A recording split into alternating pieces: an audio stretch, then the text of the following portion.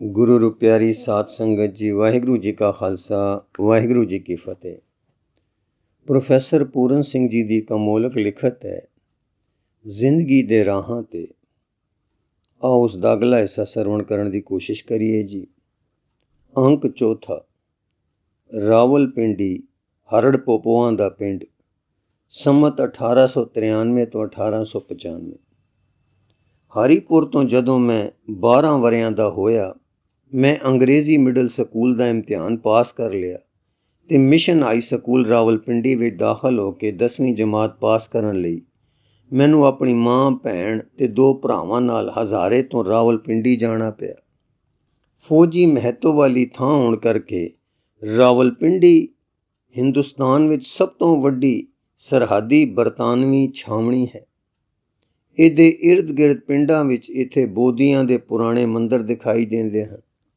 ਇਹਦੀ ਧੂੜ ਦੀਆਂ ਯਾਦਾਂ ਵਿੱਚ ਯੁੱਗਾਂ ਦਾ ਸੁਮੇਲ ਹੈ ਤੇ ਇੱਕ ਪੋਠੋਹਾਰੀ ਬੱਚੇ ਦੇ ਲਹੂ ਵਿੱਚ ਸਾਰੇ ਮਜ਼ਹਬਾਂ ਤੇ ਅਕੀਦਿਆਂ ਦੀਆਂ ਸੂਖਮ ਪ੍ਰੇਰਨਾਵਾਂ ਰਲ ਮਿਲੀਆਂ ਅਭੋਲ ਉਹ ਵੱਡਾ ਹੁੰਦਾ ਜਾਂਦਾ ਹੈ।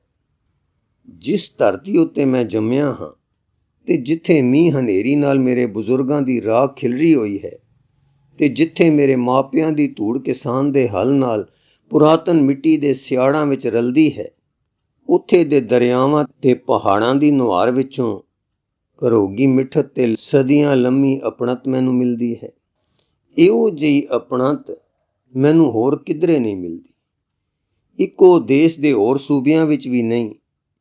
ਬੰਗਾਲ ਤੇ ਮਦਰਾਸ ਵਿੱਚ ਮੈਨੂੰ ਮਹਿਸੂਸ ਹੁੰਦਾ ਹੈ ਮੈਂ ਕੋਈ ਪਰਦੇਸੀ ਹਾਂ। ਮੈਨੂੰ ਜਾਪਦਾ ਹੈ ਕਿ ਮੇਰਾ ਦੇਸ਼ ਪਿਆਰ ਗਿਣਤੀ ਦੇ ਛੋਟੇ ਗੋਲ ਦੇ ਸਾਦਿਆਂ ਤੋਂ, ਜਿਨ੍ਹਾਂ ਨੇ ਬਚਪਨ ਤੋਂ ਮੈਨੂੰ ਆਪਣੇ ਵਿੱਚ ਲਿਹੜਿਆ ਹੋਇਆ ਹੈ, ਪਰੇਡਾ ਸਫ਼ਰ ਨਹੀਂ ਕਰ ਸਕਦਾ। ਅਸੀਂ ਪਿੰਡੀ ਵਿੱਚ ਲਾਲ ਇੱਟਾਂ ਦੇ ਕਿਰਾਏ ਦੇ ਘਰ ਵਿੱਚ ਜਾ ਕੇ ਰਹਿਣ ਲੱਗ ਪਏ। ਪੱਕੇ ਘਰ ਮੇਰੇ ਤੇ ਮੇਰੀਆਂ ਭੈਣਾਂ ਤੇ ਮੇਰੇ ਭਰਾਵਾਂ ਲਈ ਇੱਕ ਬਿਲਕੁਲ ਨਵੀਂ ਚੀਜ਼ ਸੀ। ਸਾਨੂੰ ਉਹ ਘਰ ਬਹੁਤ ਚੰਗੇ ਨਾ ਲੱਗੇ। ਇਹਨਾਂ ਵਿੱਚ ਹਵਾ ਦੀ ਆਵਾਜਾਈ ਭੈੜੀ ਸੀ ਤੇ ਗੁਆਂਢੀ ਘਰਾਂ ਨਾਲ ਘਿਰੇ ਇਹਨਾਂ ਵਿੱਚ ਸਾਹ ਘੁੱਟਦਾ ਸੀ। ਕਈ 3 ਛੱਤਾਂ ਉੱਚੇ ਸਨ, ਪੌਣ ਰੋਸ਼ਨੀ ਤੇ ਆਸਮਾਨ ਨੂੰ ਰੋਕਦੇ ਸਨ ਤੇ ਸਾਡੇ ਦੁਆਲੇ ਦੇ ਲੋਕ ਉਹਨਾਂ ਪਠਾਣਾਂ ਨਾਲੋਂ ਬਿਲਕੁਲ ਵੱਖਰੇ ਸਨ, ਜਿਹੜੇ ਪਠਾਨ ਦੋਸਤੀ ਤੇ ਵਹਿਸ਼ੀਆਨਾ ਦੁਸ਼ਮਣੀ ਦੋਹਾਂ ਨਾਲ ਭਰਪੂਰ ਹੁੰਦੇ ਸਨ। ਇਹ ਸ਼ਹਿਰੀ ਲੋਕ, ਇਹਨਾਂ ਦੀਆਂ ਆਵਾਜ਼ਾਂ, ਵੇਲੀਆਂ ਗੱਲਾਂ, ਮੁਸਕਾਨਾਂ, ਇਹਨਾਂ ਦੇ ਸ਼ੌਕੀਨ ਕੱਪੜੇ ਤੇ ਮੀਸਣੀਆਂ ਅਦਾਵਾਂ ਸਾਨੂੰ ਬੜੇ ਅਨੋਖੇ ਲੱਗਦੇ ਸਨ। ਸਭੋ ਕੁਝ ਨਗੂਣਾ ਸ਼ਹਿਰ ਦੀ ਜ਼ਿੰਦਗੀ ਦਾ ਮੂਲ ਮੁੱਦਾ ਬਣਿਆ ਦਿਸਦਾ ਸੀ। ਨਗੂਣੇ ਪਰਛਾਵਿਆਂ ਨੂੰ ਸਦੀਵੀ ਸੱਚਾਈਆਂ ਵਿੱਚ ਵਡਿਆਇਆ ਜਾਂਦਾ ਸੀ। ਜ਼ਿਹਨੀ ਮਿਆਰਾਂ ਦੀ ਤਬਦੀਲੀ ਦੇ ਨੁਕਤੇ ਤੋਂ ਪੇਂਡੂ ਜ਼ਿੰਦਗੀ ਦੀ ਭੋਲੀ ਭਾਲੀ ਸਾਦਗੀ ਦੇ ਮੁਕਾਬਲੇ ਵਿੱਚ ਇਹ ਨਵੀਂ ਬਣਾਵਟ ਸੱਚੀ ਦਿਲ ਲੁਭਾਉਂਦੀ ਸੀ।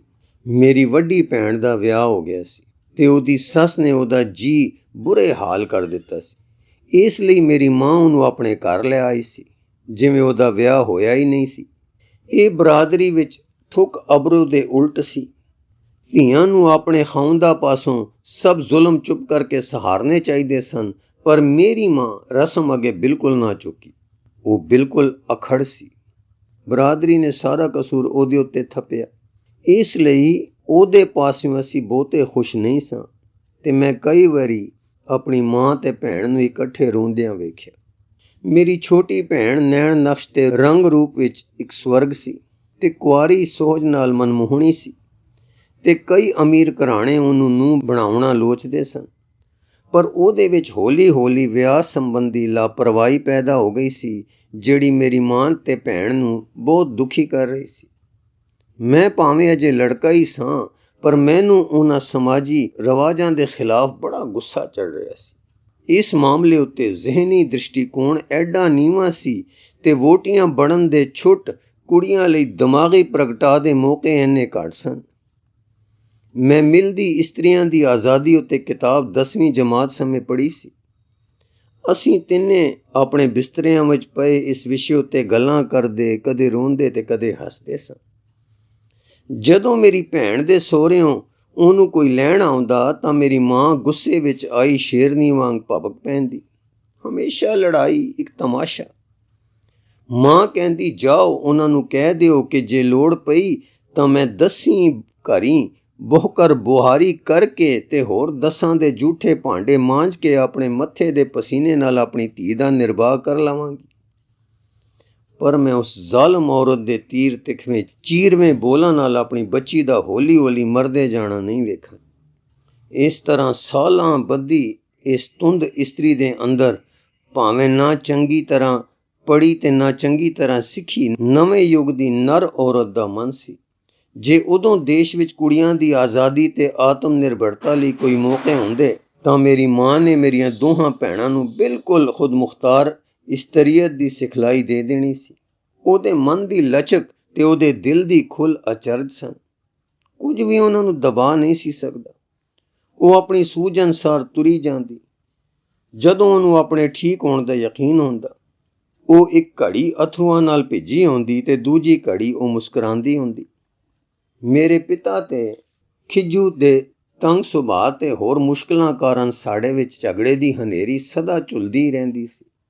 ਪਰ ਮੇਰੀ ਮਾਂ ਦਾ ਚਿਹਰਾ ਉਹਦੇ ਆਤਮਕ ਦੁੱਖਾਂ ਵਿੱਚੋਂ ਆਸਮਾਨ ਵਾਂਗ ਚਮਕ ਪੈਂਦਾ। ਉਹ ਪੜ੍ਹੀ ਲਿਖੀ ਨਹੀਂ ਸੀ, ਪਰ ਸੱਭਿਆਚਾਰਵੰਤ ਸੀ। ਉਹ ਆਪਣੇ ਮਹਿਮਾਨਾਂ ਦੀ ਆਪਣੇ ਸਾਰੇ ਦਿਲ ਤੇ ਜਾਨ ਨਾਲ ਸੇਵਾ ਕਰਦੀ।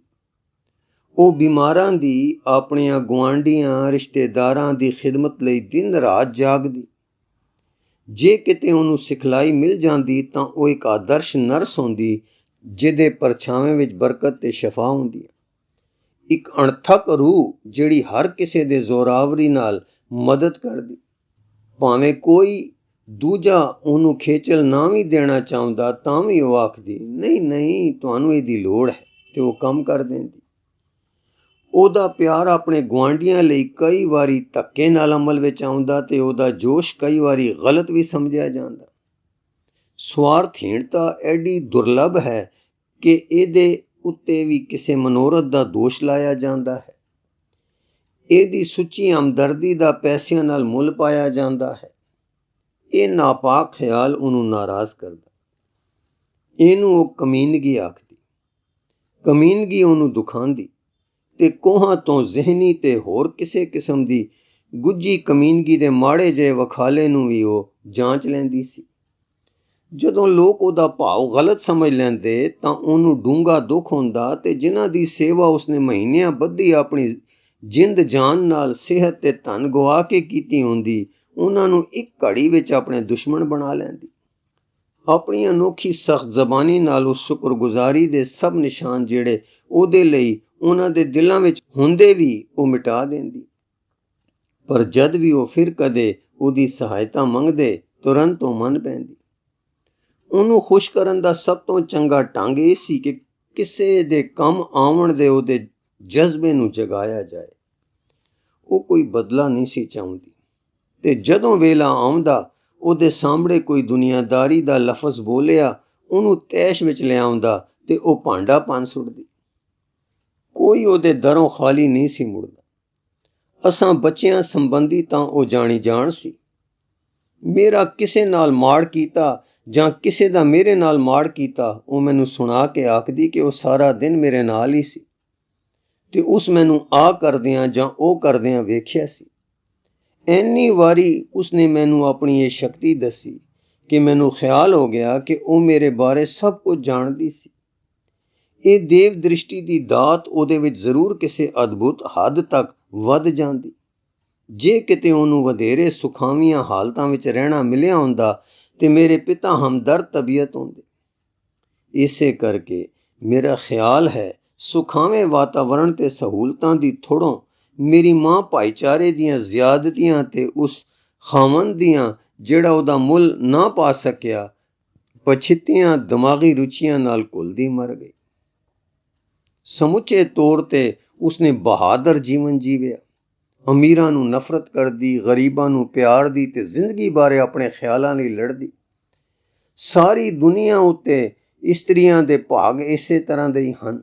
ਸੈਂਕੜੇ ਗੁੱਝੇ ਢੰਗਾਂ ਨਾਲ ਆਦਮੀ ਉਹਨਾਂ ਦੀ ਮੁਹੱਬਤ ਉੱਤੇ ਕਬਜ਼ਾ ਕਰਦੇ ਹਨ ਤੇ ਭਾਈਚਾਰਾ ਉਹਨਾਂ ਉੱਤੇ ਮਰਦ ਲਈ ਜ਼ੋਰੀ ਵਫਾ ਦਾ ਚੰਦਰਾ ਨਿਤ ਕਰਮ ਠੋਸੀ ਰੱਖਦਾ ਹੈ ਤੇ ਮਜ਼ਹਬ ਭਾਈਚਾਰੇ ਨਾਲ ਰਲ ਕੇ ਇਸ ਰੂਹ ਪੀੜਨੀ ਗੁਲਾਮੀ ਨੂੰ ਸਦਾਚਾਰ ਆਖਦਾ ਹੈ। ਜਿਵੇਂ ਜਾਰਜ ਮੈਰੀਡਿਥ ਨੇ ਆਖਿਆ, ਸਾਡੇ ਵਿੱਚੋਂ ਕੋਈ ਵੀ ਰਾਸ ਤੁਰਕ ਦੁਆਲਿਓਂ ਭੌਂ ਨਹੀਂ ਲੰਘਿਆ। ਸਕੂਲ ਵਿੱਚ ਪੜ੍ਹਦਿਆਂ ਵੀ ਮੈਂ ਆਪਣੀਆਂ ਭੈਣਾਂ ਦੀ ਅੰਤਰ ਉਦਾਸੀਨਤਾ ਨੂੰ ਵੇਖ ਲਿਆ ਸੀ। ਵੱਡੀ ਨੂੰ ਕੁਝ ਸਮੇਂ ਬਾਅਦ ਆਪਣੇ ਪਤੀ ਨਾਲ ਜਾ ਕੇ ਰਹਿਣਾ ਪਿਆ ਸੀ। ਇਹ ਸੀ ਤਾਂ ਚੰਗੇ ਸੁਭਾਅ ਵਾਲਾ, ਪਰ ਇੰਨਾ ਗਰੀਬ ਸੀ ਕਿ ਇਸਤਰੀ ਤੇ ਕਿੰਨੇ ਹੀ ਬੱਚਿਆਂ ਨੂੰ ਉਹ ਚੰਗੀ ਤਰ੍ਹਾਂ ਰੱਖ ਨਹੀਂ ਸੀ ਸਕਦਾ। ਉਹ 35 ਸਾਲ ਦੀ ਜਵਾਨ ਉਮਰ ਵਿੱਚ ਹੀ ਮਿਆਦੇ ਦੀ ਤਪਤਕ ਨਾਲ ਮਰ ਗਈ। ਉਹਦਾ ਨਾਂ ਲਾਜਾਂ ਸੀ, ਇੱਕ ਧੜੱਲੇਦਾਰ ਔਰਤ ਜਿਸ ਨੇ ਆਪਣੇ ਗਰੀਬ ਵਾਤਾਵਰਣ ਨਾਲ ਬਹਾਦਰ ਲੜਾਈ ਕਰਦਿਆਂ ਆਪਣੇ ਦਿਨ ਗੁਜ਼ਾਰੇ। ਮੇਰੀ ਛੋਟੀ ਭੈਣ ਗੰਗਾ ਨੂੰ ਇੱਕ ਅਕਹਿ ਵਹਿਸ਼ਿਆਨਾ ਰੁਚੀਆਂ ਰੱਖਣ ਵਾਲੇ ਆਦਮੀ ਨਾਲ ਵੱਡੀ ਨਾਲੋਂ ਵੀ ਭੈੜੇ ਵਿਆਹੁਤਾ ਜ਼ੁਲਮ ਸਹਾਰਨੇ ਪਏ। ਉਸਨੇ ਕਈ ਵਾਰੀ ਬੂਟਾਂ ਨਾਲ ਉਹਨੂੰ ਮਾਰਿਆ। ਕੁਝ ਸਾਲਾਂ ਦੀ ਚੰਦਰੀ ਵਿਆਹੁਤਾ ਜ਼ਿੰਦਗੀ ਤੋਂ ਬਾਅਦ ਉਹ ਪਹਿਲੇ ਬੱਚੇ ਦੇ ਜਨਮ ਉੱਤੇ ਆਪਣੀ ਮਾਂ ਦੀ ਗੋਦ ਵਿੱਚ ਮਰ ਗਈ ਤੇ ਉਹਦੀ ਮਾਂ ਉਹਦੀ ਅਚਾਨਕ ਮੌਤ ਦੇ ਸਦਮੇ ਨਾਲ ਕੁਝ ਚਿਰ ਲਈ ਝੱਲੀ ਹੋ ਗਈ ਸੀ। ਉਹ ਉਹਦੇ ਮੱਥੇ ਉੱਤੇ ਹੱਥ ਮਾਰਦੀ ਤੇ ਕਹਿੰਦੀ, ਉਹ ਮੂਰਖ ਕੁੜੀਏ, ਤੂੰ ਕਿਉਂ ਦਵਾਈ ਨਹੀਂ ਪੀਂਦੀ? ਆ ਲੈ ਦਵਾਈ।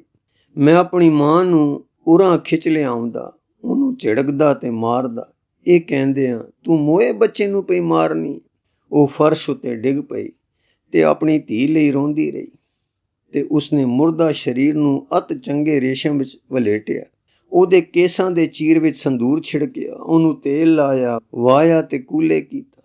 ਮੇਰੀ ਭੈਣ ਲਾੜੀ ਸੀ ਤੇ ਮੇਰੀ ਰੋਂਦੀ ਮਾਂ ਨੇ ਆਪਣੀ ਧੀ ਦੇ ਵਿਆਹ ਦੇ ਸ਼ੁਭ ਲਗਨਾਂ ਵਾਲੇ ਗੀਤ ਗਾਵੇ। ਮੇਰੀ ਮਾਂ ਪਾਗਲ ਹੋ ਗਈ ਸੀ। ਮੇਰੀਆਂ ਭੈਣਾਂ ਦੇ ਦੁੱਖਾਂ ਦੀ ਕਹਾਣੀ ਨੇ ਇਸਤਰੀ ਦੀ ਕਿਸਮਤ ਉੱਤੇ ਮੈਨੂੰ ਜ਼ਿੰਦਗੀ ਭਰ ਦਾ ਸੋਗ ਦੇ ਦਿੱਤਾ। ਮਰਦ ਕਦੇ ਵੀ ਉਹਦੇ ਉੱਤੇ ਪੂਰੀ ਮਿਹਰਬਾਨੀ ਨਹੀਂ ਕਰ ਸਕਦਾ। ਅਫਸੋਸ ਹੈ ਕਿ ਆਦਮੀ ਜਦੋਂ ਉਹਨੂੰ ਭਰਮਾਉਂਦੇ ਤੇ ਜਦੋਂ ਉਹਨੂੰ ਵਿਆਹੁੰਦੇ ਹਨ, ਦੋਵੇਂ ਵਾਰੀ ਇੱਕੋ ਜਿਹੇ ਬੇਰਹਿਮ ਹੁੰਦੇ ਹਨ। ਇਸਤਰੀ ਦੀ ਅਦੋਗਤੀ ਦਾ ਆਦਮੀ ਜ਼ਿੰਮੇਦਾਰ ਹੈ।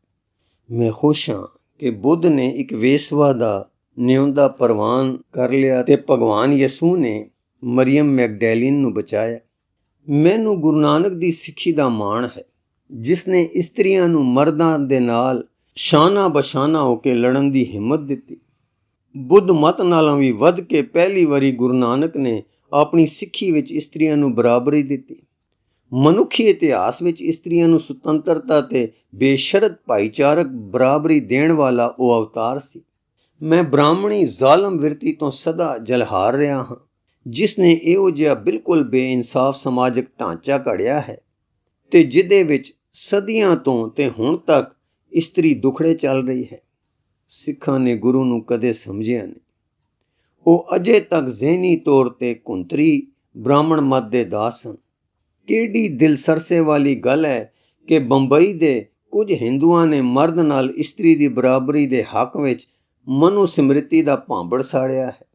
ਭਾਵੇਂ ਸਾਡੇ ਹਿੱਸੇ ਗਮ ਆਏ, ਛੋਟੇ ਮਨੁੱਖੀ ਗਮ। ਸਾਡੀ ਮਾਂ ਦੀ ਸੁਭਾਵਕ ਖੁਸ਼ ਰਹਿਣੀ ਤੇ ਬਰਾਉਨਿੰਗ ਵਰਗੀ ਨਰੋਈ ਉਮੀਦ ਰੱਬ ਆਪਣੇ ਸਿੰਘਾਸਨ ਉੱਤੇ ਹੈ ਤੇ ਦੁਨੀਆ ਨੂੰ ਸੱਤੇ ਖੈਰਾਂ ਨੇ ਹਮੇਸ਼ਾ ਫਤਿਹਮੰਦ ਰਹਿੰਦੀ ਸੀ। ਤੇ ਮਾਂ ਬਾਜ਼ਾਰ ਜਾਂਦੀ ਤੇ ਆਪਣੇ ਦੁਪੱਟੇ ਵਿੱਚ ਫਲ ਪਾਏ ਹੋਏ ਆਉਂਦੀ ਤੇ ਸਾਡੇ ਸਾਹਮਣੇ ਰੱਖ ਕੇ ਸਾਨੂੰ ਲੁੱਟ ਲੈਣ ਦਿੰਦੀ। ਜਿੰਨਾ ਅਸੀਂ ਲੁੱਟ ਸਕਦੇ ਉਨਾ ਸਾਡਾ ਹਿੱਸਾ ਹੁੰਦਾ। ਉਹ ਸਾਡਾ ਤਨ ਮਨ ਹਾਸੇ ਨਾਲ ਭਰ ਦਿੰਦੀ। ਅਸੀਂ ਸਾਰੇ ਹੱਸਦੇ, ਇੰਨਾ ਹੱਸਦੇ ਕਿ ਸਾਡੀਆਂ ਵੱਖੀਆਂ ਪੀੜ ਕਰਨ ਲੱਗ ਪੈਂਦੀਆਂ। ਮੇਰੀ ਮਾਂ ਸ਼ਾਹ ਖਰਚ ਸੀ ਤੇ ਮਹੀਨਾ ਮੁੱਕਣ ਤੋਂ ਪਹਿਲਾਂ ਹੀ ਉਹ ਮੇਰੇ ਪਿਤਾ ਦੀ ਮਾਸਕ ਕਮਾਈ ਖਰਚ ਛੱਡਦੀ ਸੀ। ਸਾਨੂੰ ਚੰਗੇ ਕੱਪੜੇ ਮਿਲਦੇ ਸਨ, ਫਲ ਤੇ ਹਫ਼ਤੇ ਵਿੱਚ 2 ਵਾਰੀ ਖੀਰ ਤੇ ਮਾਸ ਮਿਲਦੇ ਸਨ ਤੇ ਸਾਡੀ ਖੁਸ਼ੀ ਦੀ ਲਿਸ਼ਕਾਰ ਇਹੋ ਜਿਹੀ ਸੀ ਕਿ ਸਾਡੀ ਜ਼ਿੰਦਗੀ ਕਈ ਅਮੀਰ ਟੱਬਰਾਂ ਨੂੰ ਹਾਸੋਹੀਣਾ ਦਰਸਾਉਂਦੀ ਸੀ ਤੇ ਉਹ ਸਾਡੀ ਬਹੁਲਤਾ ਉੱਤੇ ਰਸ਼ ਕਰਦੇ ਤੇ ਸਾਨੂੰ ਉਹ ਉਜਾੜੂ ਆਖਦੇ।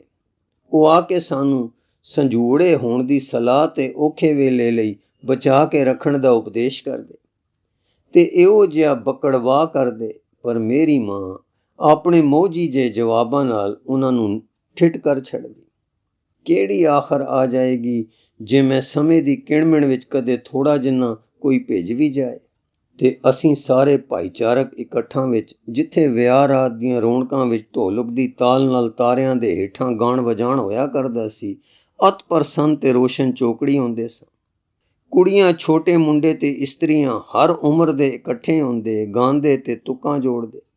ਇਹਨਾਂ ਸਭ ਮੌਕਿਆਂ ਉੱਤੇ ਇਸਤਰੀ ਆਤਮਾ ਦਾ ਆ ਮੁਹਾਰਾ ਸੰਗੀਤ ਰੋਹ ਮੈਨੂੰ ਮੁਗਧ ਕਰ ਦਿੰਦਾ। ਅਚੇਤ ਹੀ ਮੈਂ ਉਹਦੇ ਸਾਰੇ ਸੰਗੀਤ ਨੂੰ ਆਪਣੇ ਵਿੱਚ ਰਚਾ ਲੈਂਦਾ ਤੇ ਮੈਨੂੰ ਹੁਣ ਪਤਾ ਹੈ ਕਿ ਉਦੋਂ ਪੋਠੋਹਾਰ ਦੀਆਂ ਕੁੜੀਆਂ ਕੋਲੋਂ ਮੈਂ ਆਪਣੇ ਜੀਵਨ ਵਲਵਲੇ ਦੇ ਪ੍ਰੋਮੀਥੀਅਨ ਚੰਗਿਆੜੇ ਚੁਰਾ ਲਏ ਸਨ।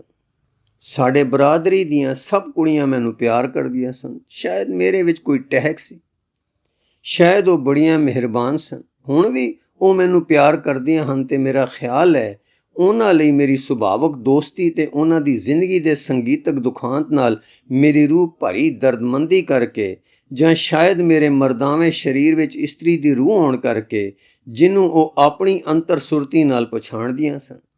ਇੱਕ ਵਾਰੀ ਜਦੋਂ ਮੈਂ 13 ਵਰ੍ਹਿਆਂ ਦਾ ਸਾਂ, ਮੈਂ ਪਹਿਲੀ ਵਾਰੀ ਰਾਵਲਪਿੰਡੀ ਦੀ ਫੇਵਰੇਟ ਥੀਏਟਰੀਕਲ ਕਲੱਬ ਯਾਨੀ ਸ਼ੌਕੀਨ ਨਾਟਕਕਾਰਾਂ ਦੀ ਸੁਸਾਇਟੀ ਦਾ ਇੱਕ ਨਾਟਕ ਹੁੰਦਾ ਵੇਖਿਆ। ਇੱਕ ਅਣਦਾੜੀਆ ਸੋਹਣਾ ਸਿੱਖ ਨੌਜਵਾਨ ਉੱਥੋਂ ਦਾ ਅਤ ਸੁਰੀਲਾ ਗਵਈਆ ਤੇ ਪ੍ਰਵਾਨ ਐਕਟਰ ਸੀ। ਉਹਦਾ ਮੂੰਹ ਜ਼ਨਾਨਾ ਤੇ ਕਮਾਨ ਵਰਗੇ ਭਰਵਟਿਆਂ ਦੀ ਬਾਂਕੀ ਡਾਟ। ਉਹ ਮੁੰਡਾ ਹੋਣ ਨਾਲੋਂ ਕਿਤੇ ਵੱਧ ਪਿਆਰਾ ਸੀ ਤੇ ਹਮੇਸ਼ਾ ਜ਼ਨਾਨਾ ਪਾਰਟ ਕਰਦਾ ਹੁੰਦਾ ਸੀ। ਉਸ ਖਾਸ ਦਿਹਾੜੇ ਨਲ ਤੇ ਦਮਯੰਤੀ ਵਿੱਚ ਉਹ ਦਮਯੰਤੀ ਦਾ ਪਾਰਟ ਕਰ ਰਿਹਾ ਸੀ। ਇਸ ਹਰਮਨ ਪਿਆਰੀ ਕਲੱਬ ਦੇ ਸ਼ਾਇਰ ਨੇ ਇਸ ਨੂੰ ਉਰਦੂ ਵਿੱਚ ਰੁਪਾਇਆ ਹੋਇਆ ਸੀ। ਵਿੱਚ ਚੋਬਵੇਂ ਗੀਤ ਤੇ ਨਜ਼ਮਾਂ ਗੁੰਦੇ ਹੋਏ ਸਨ। ਜਦੋਂ ਪਰਦਾ ਮਹਿਲ ਦੇ ਦ੍ਰਿਸ਼ ਉੱਤੇ ਉੱਠਿਆ, ਦਮਯੰਤੀ ਚਿੱਟੇ ਹੰਸ ਨਾਲ ਗੱਲਾਂ ਕਰਦੀ ਦਿਸੀ। ਮੇਰਾ ਦਿਲ ਨਵ ਵਲਵਲਿਆਂ ਨਾਲ, ਜਿਹੜਾ ਅੱਗੇ ਮੈਂ ਕਦੇ ਮਹਿਸੂਸ ਨਹੀਂ ਸਨ ਕੀਤੇ, ਧੜਕਿਆ। ਮੈਨੂੰ ਥੀਏਟਰ ਕਲੱਬ ਦੇ ਭੇਦਾਂ ਦਾ ਗਿਆਨ ਨਹੀਂ ਸੀ। ਮੈਂ ਖਿਆਲ ਕੀਤਾ ਕਿ ਦਮਯੰਤੀ ਕਮਾਲ ਹੁਸਨ ਵਾਲੀ ਇੱਕ ਸ਼ਹਿਜ਼ਾਦੀ ਸੀ। ਉਹਦੀ ਹਰ ਚੀਜ਼ ਮੈਨੂੰ ਸਵਰਗ ਦਾ ਪ੍ਰਕਾਸ਼ ਜਾਪੀ। ਮੈਂ ਮੋਇਆ ਗਿਆ। ਮੇਰਾ ਜੀ ਕੀਤਾ ਕਿ ਕਿਸੇ ਤਰ੍ਹਾਂ ਉਹਦੇ ਨੇੜੇ ਹੋਣ ਲਈ ਆਪਣੀ ਮਾਂ ਕੋਲੋਂ ਤੇ ਆਪਣੇ ਘਰੋਂ ਨੱਠ ਜਾਵਾਂ।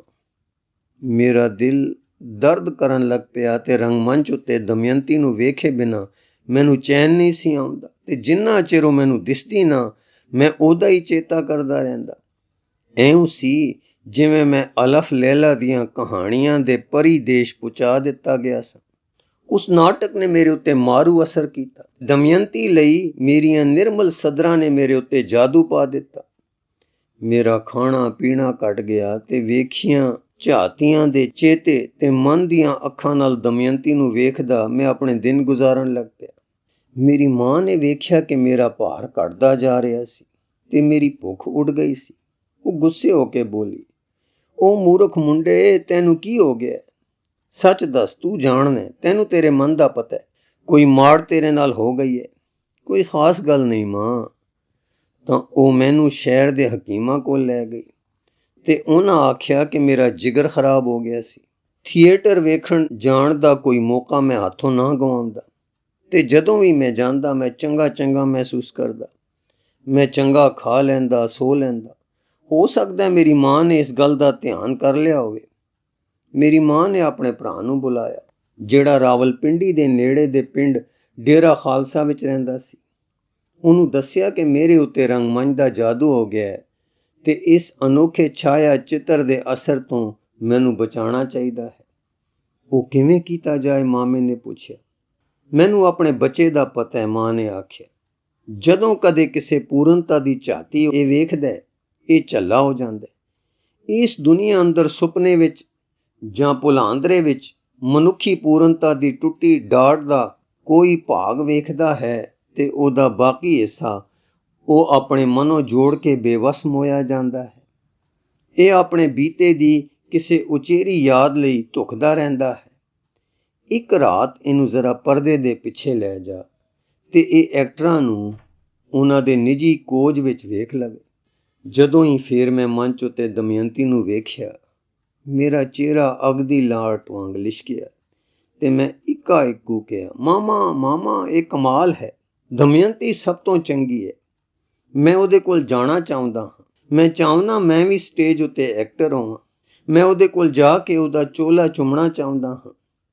ਉਹਦੀ ਆਵਾਜ਼ ਏ ਜਿਉਂ ਕਿਸੇ ਦੇਵੀ ਦੀ। ਉਹ ਸੱਚੀ ਇਸ ਸਾਡੀ ਧਰਤੀ ਦੀ ਨਹੀਂ, ਨਹੀਂ ਮਾਮਾ ਜੀ, ਕਿਹੀ ਦੈਵੀ ਉਹਦੀ ਚਾਲ ਹੈ ਤੇ ਉਹਦੀ ਪੀੜ ਕਿਹੜੀ ਦੈਵੀ ਰੂਪ ਹੈ। ਖੇਡ ਮੁੱਕਣ ਬਾਅਦ ਮਾਮਾ ਜੀ ਮੈਨੂੰ ਪੁਸ਼ਾਕ ਕਮਰੇ ਵਿੱਚ ਲੈ ਗਏ, ਜਿੱਥੇ ਐਕਟਰ ਕੱਪੜੇ ਉਤਾਰ ਕੇ ਹੱਥ ਮੂੰਹ ਧੋ ਰਹੇ ਸਨ, ਤੇ ਉਹਨਾਂ ਨੇ ਤੇਜਾ ਸਿੰਘ ਨਾਲ ਮੇਰੀ ਪਛਾਣ ਕਰਾਈ। ਇਹ ਤੇਰੀ ਦਮਯੰਤੀ। ਨਹੀਂ, ਮੈਂ ਚੀਕ ਕੇ ਆਖਿਆ, ਇਹ ਉਹ ਨਹੀਂ ਹੋ ਸਕਦੀ। ਤੇਜਾ ਸਿੰਘ ਨੇ ਮੇਰੇ ਨਾਲ ਹੱਥ ਮਿਲਾਇਆ, ਜੱਫੀ ਪਾਈ ਤੇ ਆਖਿਆ, ਮੈਂ ਦਮਯੰਤੀ ਹਾਂ। ਕਿਉਂ? ਤੂੰ ਮੈਨੂੰ ਬੜਾ ਪਸੰਦ ਕੀਤਾ ਸੀ। ਨਹੀਂ, ਤੂੰ ਉਹ ਨਹੀਂ, ਉਹ ਤੇਰੇ ਨਾਲੋਂ ਲੰਮੀ ਸੀ। ਇਹ ਕੱਪੜੇ ਤੇ ਸਟੇਜ ਦੀ ਰੋਸ਼ਨੀ ਨੇ ਜਿਹੜੇ ਮੈਨੂੰ ਦਮਯੰਤੀ ਬਣਾਉਂਦੇ ਨੇ। ਪੱਕ ਜਾਣ, ਮੈਂ ਦਮਯੰਤੀ ਹੀ ਹਾਂ ਜਿਹਨੂੰ ਤੂੰ ਵੇਖਿਆ ਸੀ। ਨਹੀਂ ਨਹੀਂ, ਮੈਂ ਆਖਿਆ, ਤੇ ਮੈਂ ਜ਼ਾਰ ਰੋਣ ਲੱਗ ਪਿਆ। ਤੇਜਾ ਸਿੰਘ ਨੇ ਫਿਰ ਮੈਨੂੰ ਗਲਵਕੜੀ ਪਾਈ ਤੇ ਦਮਯੰਤੀ ਵਾਂਗ ਕੱਪੜੇ ਪਾਉਣ ਲੱਗਾ, ਤੇ ਜਦੋਂ ਉਸਨੇ ਪੂਰੀ ਤਰ੍ਹਾਂ ਆਪਣੇ ਆਪ ਨੂੰ ਸ਼ਿੰਗਾਰ ਲਿਆ ਤਾਂ ਉਸਨੇ ਆ ਕੇ ਆਖਿਆ, ਵੇਖ, ਹੁਣ ਫਿਰ ਮੈਂ ਤੇਰੀ ਦਮਯੰਤੀ ਹਾਂ। ਇਹੋ ਤੂੰ ਹੈ? ਮੈਂ ਆਖਿਆ ਤੇ ਚਾਹਿਆ ਕਿ ਮਾਮਾ ਜੀ ਮੈਨੂੰ ਘਰ ਲੈ ਚੱਲਣ। ਆਖਿਰ ਮੇਰੀ ਆਤਮਾ ਦੀ ਦਮਯੰਤੀ ਮੇਰੇ ਮਨ ਦੀ ਹੀ ਕਲਪਨਾ ਸੀ। ਅਸਲੀ ਦੁਨੀਆ ਵਿੱਚ ਉਹ ਕਿਧਰੇ ਨਹੀਂ ਸੀ ਮਿਲ ਸਕਦੀ। ਤੇ ਮੈਨੂੰ ਪਤਾ ਲੱਗ ਗਿਆ ਕਿ ਅਨੇਕਾਂ ਹੋਰ ਚੀਜ਼ਾਂ ਵੀ ਇਸੇ ਹੀ ਤਰ੍ਹਾਂ ਦੀਆਂ ਸਨ। ਕਈ ਵਾਰੀ ਇਸੇ ਹੀ ਤਰ੍ਹਾਂ ਦਾ ਧੋਖਾ ਮੈਨੂੰ ਲੱਗਾ ਤੇ ਕਈ ਵਾਰੀ ਮੇਰਾ ਭੁਲੇਖਾ ਦੂਰ ਵੀ ਹੋਇਆ, ਪਰ ਹੋਰਨਾਂ ਲੋਕਾਂ ਨਾਲੋਂ ਵੱਖਰਾ। ਘਟਨਾ ਦੇ ਪਹਿਲੋਂ ਤੇ ਨਾ ਉਹਦੇ ਪਿੱਛੋਂ ਮੈਨੂੰ ਕੋਈ ਅਕਲ ਆਈ। ਇਹ ਮੇਰੀ ਆਦਤ ਰਹੀ ਹੈ ਕਿ ਜ਼ਿੰਦਗੀ ਦੇ ਇਹੋ ਜਿਹੇ ਤਜਰਬਿਆਂ ਨੂੰ ਮੈਂ ਭੁਲਾ ਛੱਡਦਾ ਹਾਂ ਤੇ ਇਸ ਦੁਨੀਆ ਵਿੱਚ ਨਵੇਂ ਆਏ ਆਦਮੀ ਵਾਂਗ ਫੇਰ ਸ਼ੁਰੂ ਕਰ ਲੈਂਦਾ ਹਾਂ। ਓਠੋ ਹਾਰੀ ਦੁਲਹਨ ਮੇਰੇ ਉੱਤੇ ਖਾਸ ਹੀ ਜਾਦੂ ਪਾ ਦਿੰਦੀ ਸੀ। ਜਦੋਂ ਉਹ ਆਪਣੀ ਵੀਣੀ ਉੱਤੇ ਲਾਲ ਚੂੜੀਆਂ ਛਣਕਾਉਂਦੀ, ਉਹਦੀ ਜੋ ਬਣਾਈ ਖੂਬਸੂਰਤੀ ਤੋੜ ਮੇਰੀ ਆਤਮਾ ਛਣਕਾ ਸੁੱਟਦੀ। ਉਹਦੇ ਭੋਲੇਪਨ ਦੀ ਮਹਿਕ, ਉਹਦੀ ਮਹਿੰਦੀ ਰਤੀ ਜਵਾਨੀ, ਉਹਦੀ ਤਰੰਗ ਭਰੀ ਤਕਣੀ, ਉਹਦੇ ਸੁਨਹਿਰੀ ਸਿਤਾਰਿਆਂ ਜੜੇ ਰੇਸ਼ਮ ਦੀ ਮੜਕ, ਉਹਦੇ ਦਿਲ ਦੀਆਂ ਅਕਹਿ ਰੀਝਾਂ ਨੂੰ ਛੁਪਾਉਂਦੀ ਉਹਦੀ ਮੁਸਕਣੀ, ਸਭੋ ਰਲ ਕੇ ਮੈਨੂੰ ਮੋਹ ਲੈਂਦੀਆਂ ਸਨ। ਮੈਨੂੰ ਜਾਪਦਾ ਸੀ ਜਿਵੇਂ ਮੈਂ ਹਰ ਦੁਲਹਨ ਨੂੰ ਪਿਆਰਦਾ ਹਾਂ। ਕਿਸੇ ਦਾ ਵੀ ਵਿਆਹ ਹੁੰਦਾ, ਮੈਂ ਦੁਲਹਨ ਦੇ ਨੇੜੇ ਹੋਣ ਲਈ ਤਾਂਘਦਾ। ਮੈਂ ਸਭਨਾਂ ਨੂੰ ਡਾਢੀ ਚੰਗੀ ਤਰ੍ਹਾਂ ਜਾਣਦਾ ਸਾਂ, ਇਸ ਲਈ ਸਭੋ ਮੈਨੂੰ ਆਪਣੀ ਨੇੜਤਾ ਦੇ ਕੇ ਖੁਸ਼ ਹੁੰਦੀਆਂ ਸਨ। ਉਹਨਾਂ ਦੀ ਪੰਛੀਆਂ ਵਰਗੀ ਚਹਿਕਣੀ ਮੈਨੂੰ ਪਿਆਰੀ ਲੱਗਦੀ ਸੀ। ਉਹਨਾਂ ਦੀਆਂ ਪੰਜੇਬਾਂ ਦੀਆਂ ਚਾਂਦੀ ਘੁੰਗਰੀਆਂ ਮੇਰੇ ਐਨ ਦਿਲ ਵਿੱਚ ਛਣਕਦੀਆਂ ਸਨ। ਮੂੰਹ ਵਿੱਚ ਚਿੱਥੇ ਜਾਂਦੇ ਲੌਂਗਾਂ ਤੇ ਲਾਚੀਆਂ ਤੇ ਮਹਿੰਦੀ ਦੀਆਂ ਰਲ ਮਿਲੀਆਂ ਹਜ਼ਾਰ ਸੁਗੰਧੀਆਂ ਮੇਰੀ ਅਨੁਭਵਤਾ ਉੱਤੇ ਸੰਗੀਤ ਵਾਂਗ ਟੁਣਕਦੀਆਂ ਸਨ। ਕਈ ਵਾਰੀ ਪਿਆਰ ਨਖਰਾਏ ਜੋਬਨ ਦੀਆਂ ਰਾਂਗਲੀਆਂ ਖੁਸ਼ਬੂਆਂ ਮੈਨੂੰ ਨਸ਼ਿਆ ਦਿੰਦੀਆਂ, ਤੇ ਮੈਂ ਦੁਲਹਨ ਦਾ ਘੁੰਡ ਚੁੱਕ ਕੇ ਉਹਦੇ ਸਿਰ ਨਾਲ ਸਿਰ ਜੋੜ ਕੇ ਉੱਤੇ ਉਹਦੇ ਘੁੰਡ ਵਿੱਚ ਆਪਣਾ ਸਿਰ ਵੀ ਪਾ ਕੇ ਉਹਦੀਆਂ ਅੱਖੀਆਂ ਵਿੱਚ ਤੱਕਦਾ, ਤੇ ਉਹ ਵੀ ਹਮੇਸ਼ਾ ਮੇਰੀ ਅੱਖਾਂ ਵਿੱਚ ਤੱਕਣ ਦੀ ਮਿਹਰ ਕਰਦੀ। ਤੇ ਮੈਂ ਇਉਂ ਕੰਬ ਉੱਠਦਾ ਜਿਉਂ ਮੈਂ ਕਿਸੇ ਦੂਜੇ ਦੀ ਗੁਲਾਬ ਬਗੀਆ ਵਿੱਚ ਚੋਰੀ ਆ ਵੜਿਆ ਸਾਂ। ਕਈ ਵਾਰੀ ਮੈਂ ਐਦੋਂ ਵਧੇਰੇ ਦਲੇਰੀ ਵੀ ਕਰ ਲੈਂਦਾ ਤੇ ਉਹਦੇ ਚਿਹਰੇ ਨਾਲ ਆਪਣਾ ਚਿਹਰਾ ਲਾ ਲੈਂਦਾ ਤੇ ਆਪਣੀ ਆਤਮਾ ਵਿੱਚ ਕੋਈ ਸਵਰਗੀ ਬਰਕਤ ਰਚਦੀ ਮਹਿਸੂਸ ਕਰਦਾ। ਗੁਰੂ ਰੂਪਿਆਰੀ ਸਾਧ ਸੰਗਤ ਜੀ, ਇਸ ਲਿਖਤ ਦਾ ਅਗਲਾ ਹਿੱਸਾ ਆਪ ਜੀ ਨੂੰ ਅੱਗੇ ਪੜ੍ਹ ਕੇ ਸਰਵਣ ਕਰਾਉਣ ਦੀ ਕੋਸ਼ਿਸ਼ ਕਰਾਂਗੇ ਜੀ। ਵਾਹਿਗੁਰੂ ਜੀ ਕਾ ਖਾਲਸਾ, ਵਾਹਿਗੁਰੂ ਜੀ।